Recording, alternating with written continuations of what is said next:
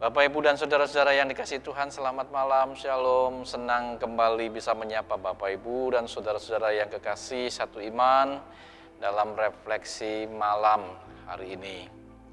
Saudara-saudara, Bapak, Ibu yang saya kasihi,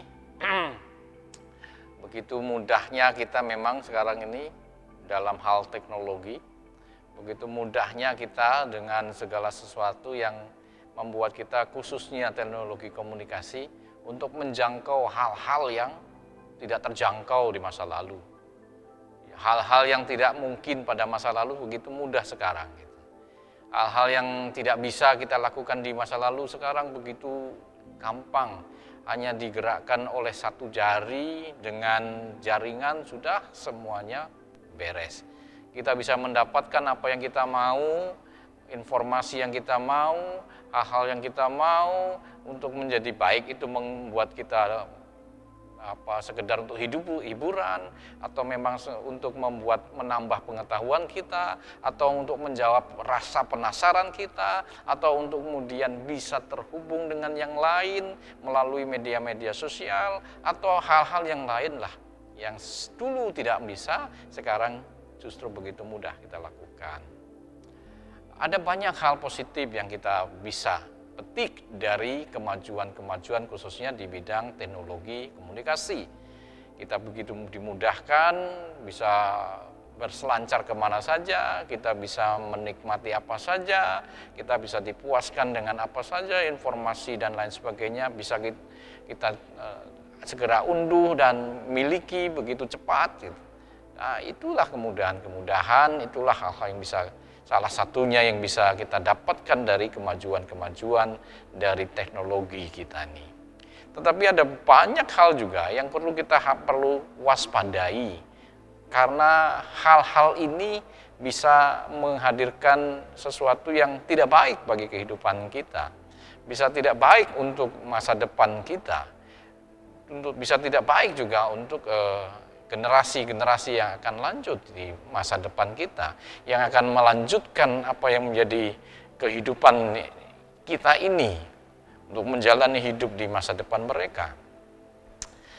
Anak-anak sekarang itu sudah banyak dibiasakan dengan dipegangi smartphone ataupun gadget ataupun komputer ataupun laptop yang terhubung dengan jaringan internet yang dengannya anak-anak bisa juga mengunduh banyak hal, melihat banyak hal, belajar banyak hal, dan lain sebagainya.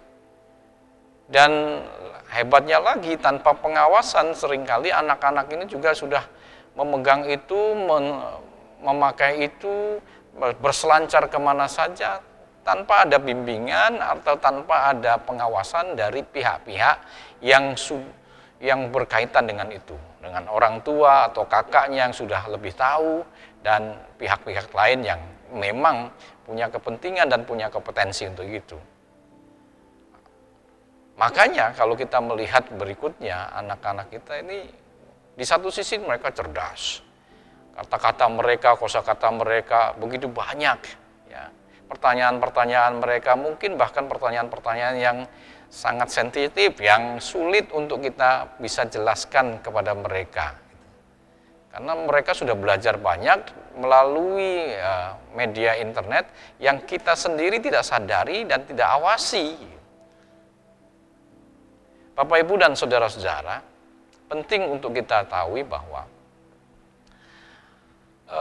apa yang kita konsumsi sebagai bacaan, sebagai yang kita lihat, entah itu hiburan atau pembelajaran, sebagai yang kita dengar, ya, itu secara sadar atau tidak sadar menjadi sesuatu yang kemudian kita serap sebagai memori kita. Apa yang kita lihat, kita dengar, kita baca, kita nikmati, kita kejar, kita terus kemudian cari dan temukan, itulah yang akan menjadi bagian yang masuk ke dalam relung-relung memori kita, yang kemudian memori itu menjadi sesuatu yang membentuk diri kita. Memori itulah yang kemudian membentuk diri kita. Maka hati-hati terhadap apa yang kita lihat, dengan apa yang kita baca, kita dengar, kita nikmati. Karena hal-hal seperti itu ternyata begitu rupa berpengaruh pada pembentukan kepribadian diri kita sebagai manusia. Kalau kita kembali kepada firman Tuhan, satu bagian dari surat Rasul Paulus di Filipi 4 ayat 6 sampai 8 ada sesuatu yang menurut saya menarik untuk kita pelajari, untuk kita perhatikan bersama. Filipi 4 ayat 6 sampai dengan ayat 8. Saya baca untuk demikian. Janganlah khawatir tentang apapun juga, tetapi nyatakanlah dalam segala hal keinginanmu kepada Allah dalam doa dan permohonan dengan ucapan syukur. Damai sejahtera Allah yang melampaui segala akal, akan memelihara hati dan pikiranmu dalam Kristus Yesus. Bagian berikutnya ayat 8. Akhirnya, saudara-saudara, semua yang benar, semua yang mulia, semua yang adil, semua yang suci, semua yang manis, semua yang sedap didengar, semua yang disebut dengan kebajikan dan patut dipuji, pikirkanlah semuanya itu. Dan ayat 9 saya bacakan juga. Apa yang telah kamu pelajari, yang telah kamu terima, yang telah kamu dengar, dan yang telah kamu lihat dari diriku, lakukanlah itu. Demikianlah Allah sumber damai sejahtera akan menyertai kamu. Sekilas kita membaca, ini sesuatu yang terkait melulu hanya dengan Tuhan. Sekilas ya. Ketika kita membaca ini, kita melihatnya sekilas, oh ini urusannya dengan Tuhan nih. Gitu. Nyatakanlah segala sesuatu yang menjadi keinginanmu dalam doa dan ucapan syukur dan seterusnya kepada Tuhan. Sekilas pada Tuhan, hanya terkait dengan Tuhan. Lalu kita juga melihat itu sekilas juga ini makin ditegaskan bahwa ini kaitannya dengan Tuhan. Ketika kita harus memelihara pikiran kita dengan memperhatikan hal-hal pokok yang benar, yang suci, yang layak dipuji dan seterusnya, pada akhirnya ujung-ujungnya kaitannya dengan Tuhan. Seperti ini, hal-hal seperti ini hanya menjadi sebuah panggilan bahwa kita harus hidup dalam ibadah kepada Tuhan dengan cara-cara seperti tadi. Sebenarnya kalau kita mau menukil lebih jauh, apa yang disampaikan oleh Rasul Paulus ini jauh lebih besar, lebih dalam daripada itu. Kenapa? Karena apa yang disampaikan Rasul Paulus ini sebenarnya terkait dengan apa yang akan terjadi pada diri kita. Apakah yang menjadi dan terjadi pada diri kita. Perhatikan ketika kemudian di ayat 6 dan ayat 7 ya. Ayat 6 dan ayat 7 di sana dikatakan, janganlah khawatir tentang apapun juga, tetapi nyatakanlah dalam segala hal keinginanmu, nyatakanlah segala hal keinginanmu tentang kepada Allah dalam doa dan permohonan dengan ucapan syukur. Ya. Jadi kalau kita bicara tentang itu, kemudian mulai dengan sesuatu yang kaitannya dengan jangan khawatir tentang apapun juga. Nah, kekhawatiran itu menjadi pokok, menjadi sesuatu yang mula disentuh oleh Rasul Paulus kaitan dengan ini. Kekhawatiran. Bukankah kalau kita bicara tentang kekhawatiran itu menjadi sesuatu yang akan membuat kita merasa tidak akan pernah bisa merasa yang namanya damai sejahtera. Sebaliknya, ketika kemudian kita mengontrol diri kita, mengontrol kekhawatiran kita, dan bahkan menaklukkan kekhawatiran itu, akan lahirlah kemudian keadaan, suasana hati, tenang, tentram, nyaman, aman gitu. Dan di situ akan lahir kemudian damai sejahtera. Nah, kekhawatiran itu. Jadi kalau kita bicara tentang kekhawatiran tadi kita taruh pada Tuhan. Kenapa nggak perlu khawatir? Karena kita punya Tuhan. Betul. Kekhawatiran itu kita taruh, kita kontrol karena kita tahu bahwa Tuhan ada dan kita tidak perlu khawatir tentang apapun juga. Karena Tuhan berkuasa, karena Tuhan bisa buat apa saja. Tidak ada yang mustahil baginya. Permohonan apapun, permintaan apapun, kalau Tuhan berkenan semuanya akan jadi. Tetapi dalam konteks manusia, kekhawatiran itu terkait dengan sesuatu yang dalam pribadi kita. Tentang keadaan, tentang suasana hati, tentang suasana hidup kita. Ketika kekhawatiran itu kita taklukkan juga di bawah kuasa Tuhan, maka akan ada damai sejahtera di situ. Jadi pemberian Tuhan sebenarnya pemberian yang sudah kemudian include ketika terbawa hadir langsung ketika kita mampu menaklukkan kekhawatiran kita. Jadi sekali lagi lebih daripada itu. Kekhawatiran membuat kita menjadi tidak nyaman, menjadi kemudian tidak damai, tidak sejahtera, gelisah terus. Dan dengan menaklukkan kekhawatiran, dengan menaklukkan rasa takut dan khawatir tadi, juga di bawah keyakinan bahwa Tuhan menjadi penolong kita, Tuhan hadir menyertai kita, dan kuasanya mengatasi segala sesuatu, kekhawatiran tadi akan kemudian lenyap, dan pada saat yang sama bergantilah rasa tenang, rasa segar, nyaman, aman, dan damai sejahtera. Begitulah kita memperolehnya. Berkat Tuhan dihadirkan langsung ketika kita mampu menaklukkan kekhawatiran kita. Dan berikutnya, kita juga membaca di bagian ini ketika ayat 8, kita perhatikan di sana. Saudara-saudara, semua yang benar, semua yang mulia, semua yang adil, semua yang suci, semua yang manis, semua yang sedap didengar, semua yang disebut kebajikan dan patut dipuji, pikirkanlah semuanya itu. Nah, ini sesuatu yang terkait dengan hal-hal yang etis ya, tetapi juga sesuatu yang terkait dengan sesuatu yang sangat baik untuk dihidupkan dalam diri kita. Yang patut dipuji, yang menyenangkan, yang benar, yang suci, itu yang etis, tetapi juga sesuatu yang layak untuk menjadi bagian kita. Nah, Rasul Paulus menasihatkan, pikirkanlah semua itu. Artinya dengan kata ini, pikirkanlah, kita diajak untuk memberikan perhatian khusus kepada hal-hal itu. Dan ketika kita memberikan perhatian khusus pada saat yang sama, kita pasti mengabaikan yang lain. Nah, ketika pikiran kita memberikan perhatian khusus kepada hal-hal ini, maka pada saat yang sama, apa yang kita berikan tadi, perhatian khusus yang kita baca tadi, yang kita perhatikan tadi, yang kita lihat tadi, yang kita dengarkan tadi, dan bahkan kita beri atensi kepadanya, itulah yang akan kemudian masuk menjadi memori kita.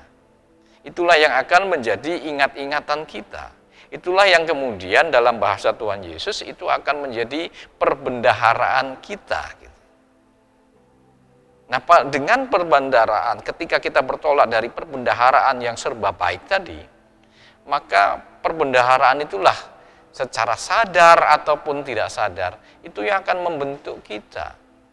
Karena perbendaharaan kita baik, maka pada saatnya kita akan melahirkan cara pikir yang baik, perhatian yang baik, tutur kata yang baik, kemudian tindakan yang baik, sikap yang baik. Karena pikirannya sudah diwarnai dengan memori kebaikan-kebaikan, kebenaran, hal yang suci, tidak yang lain-lain. Pikiran kita lah yang akan melahirkan sebuah tindakan-tindakan, tutur kata, sikap, dan pada akhirnya membentuk yang namanya karakter hidup pribadi seseorang. Pada akhirnya, pikiran kita inilah yang akan mencerminkan diri kita. Pikiranmu adalah dirimu. Gitu. Dan sangat baik ketika nasihat Rasul Paulus ini kita perhatikan. Kalau kita ingin menjadi baik, kalau kita ingin menjadi seorang yang kemudian punya karakter yang baik, maka perlu mengatur, memanage pikiran kita, memanage indera kita. Pertama jelas memanage indera kita. Indera kita mata, telinga, pengecap, penglihat, dan perasa, dan 5 indera kita pakai untuk betul-betul diarahkan dan memberi atensi kepada hal-hal yang baik. Firman Tuhan contohnya, nasihat Rasul Paulus ini contohnya. Hal yang baik, yang kudus, yang benar, yang patut dipuji, perhatikanlah itu. Maka ketika kita menggunakan itu untuk mengarahkan fokus pada hal-hal itu, maka pada saat yang sama, apa yang kita fokuskan tadi, itulah yang akan kita serap menjadi memori kita. Memori itulah yang akan mengendap dalam bagian dari pikiran kita, ingat-ingatan kita, batin kita. Kan gitu. Dan dari situlah kemudian segala referensi keluar. Bagaimana kita dibentuk dengan perbendaharaan tadi. Tutur kata kita diatur, diilhami dari apa yang menjadi perbendaharaan kita tadi. Tindakan-tindakan kita berangkat, bertolak dari referensi apa yang menjadi perbendaharaan kita tadi. Dan pada akhirnya akan lahirlah, kelihatanlah karakter sesuai dengan perbendaharannya tadi.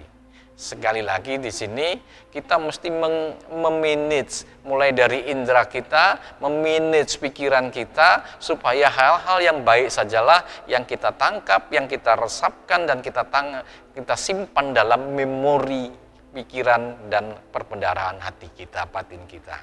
Karena itulah yang akan membuat kita menjadi pribadi yang baik juga. Pribadi yang kemudian menampakkan hal-hal baik yang juga berkenan kepada Tuhan. Dan itulah yang kemudian disampaikan di situ, maka akan ada sekali lagi damai sejahtera. Karena apalagi pikiran kita sudah dimanage dengan baik, fokusnya kepada hal-hal yang baik, isinya juga isi yang baik, yang pada akhirnya membuat kita berpikiran baik. Dan ketika kita isi dengan hal-hal yang kaitannya dengan iman tadi, maka iman itulah yang akan menjadi ingat-ingatan kita, memori kita, dan keyakinan kita yang juga akan melahirkan tindakan sebagai mana percaya kepada Tuhan. Ketika semuanya baik, iman kita juga baik, maka pada akhirnya akan lahirlah damai sejahtera. Kenapa? Karena pikiran kita sudah baik. Yang kedua, karena iman kita juga mengarahnya kepada yang baik. Tuhan sebagai sumber kekuatan dan andalan kita untuk segala perkara. Jadi Bapak Ibu dan saudara-saudara, memanage kita, indera kita, memanage pikiran kita akan membuat kita menjadi pribadi sebagaimana yang kita harapkan. Tapi membiarkan dan meliarkan pikiran kita, tindakan kita, indera kita dengan memuaskan dengan apa saja. Jangan kaget kalau pada akhirnya justru kita akan menjadi pribadi yang berbeda dengan apa yang kita imani. Kita mengimani dan kita menginginkan diri kita menjadi seperti yang kita imani, tetapi yang terjadi pada kenyataannya adalah justru kita menjadi pribadi yang lain, pribadi yang mungkin bahkan justru bertentangan dengan apa yang menjadi iman kita. Maka mari belajar dari firman ini, kita belajar untuk kontrol indera kita, kontrol mata kita, pendengaran kita, pengecap kita, perasa kita, kontrol semuanya, bawa untuk terus melihat, merasakan, belajar, dan menikmati hal-hal yang baik-baik saja. Dan dari situlah pada akhirnya kita akan diinspirasi, bahkan dipenuhi dengan kebaikan-kebaikan, karena apa yang kita tangkap, kita serap, kita simpan sebagai memori hal-hal yang baik yang pada akhirnya menjadi referensi, titik tolak, tindakan, perilaku kehidupan kita. Pada akhirnya juga berdampak kepada kita damai sejahtera. Kenapa? Sekali lagi, tidak ada pikiran-pikiran yang aneh-aneh, tidak ada hal-hal yang lain-lain, karena pikiran kita selalu baik, positive thinking, iman kita juga bertumbuh baik, dan pada Tuhan kita menaruh percaya, dengan percaya. Begitu rupa ada damai sejahtera, ada tenang hatinya, nyaman hidupnya, tidur nyenyak, makan enak, semuanya bisa dinikmati, suka duka juga bisa dijalani dalam percaya, semuanya jadi enak. Semua bergantung pada bagaimana kita menaruh pikiran kita. Jadi Bapak Ibu, saudara-saudara seiman, mari kita belajar untuk membangun iman kita dengan mulai mengatur menu kita, menu yang akan kita lihat, menu yang akan kita baca, menu yang akan kita pelajari dalam hidup kita, sehingga menu itu yang akan membentuk diri kita menjadi pribadi yang kita harapkan. Percayalah, kalau kita belajar dan menikmati menu-menu yang dari firman Tuhan, kita akan dibentuk menjadi murid-murid Tuhan yang luar biasa, murid-murid Tuhan yang bijak, murid-murid Tuhan yang punya iman, punya keyakinan begitu tangguh, kuat, dan selalu bisa berhadapan dengan apapun, karena selalu ada pimpinan firman Tuhan, hikmat Tuhan kepada kita semua. Menu itu adalah ini, yaitu Alkitab, firman Tuhan. Belajar terus dan mari kita menjadi pribadi sebagaimana Tuhan Yesus menjadi contoh dan teladan kita. Tuhan kiranya menolong kita, Tuhan kiranya memberkati kita, supaya kita menjadi pribadi seperti Tuhan Yesus adanya. Selamat malam, shalom, kiranya Tuhan memberkati kita semua. Amin. Mari kita tutup dengan doa. Terpujilah Engkau Allah yang baik, yang selalu mengajar kami dengan kebaikan. Engkau mengajar kami juga malam hari ini tentang bagaimana memanage diri kami untuk menjadi pribadi sebagaimana kami ingin untuk menjadi murid Tuhan yang berkenan, yang baik, yang memuliakan Engkau dalam segala sesuatunya. Mulailah kami belajar dari firman ini, dan dari firman ini kami dapat hikmat, dan hikmat ini sudah kami simpan, dan biarlah Tuhan Engkau memelihara firman ini dalam diri kami dan menolong kami untuk bisa menumbuhkan dan membuatnya berbuah lebat melalui kehidupan kami. Tuhan, jadikanlah kami hamba-Mu yang dihidupi oleh firman-Mu, yang bahkan menjadi kesaksian yang benar atas firman-Mu. Berkati hamba-hamba-Mu, kiranya kami juga semua dimampukan untuk seperti Tuhan Yesus bertumbuh menjadi pribadi yang makin mendekati kesempurnaan seperti Engkau yang sempurna.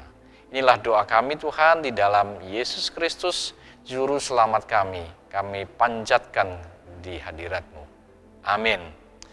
Demikianlah Bapak Ibu Saudara-saudara, refleksi malam hari ini. Sampai jumpa di lain kesempatan. Selamat malam, shalom.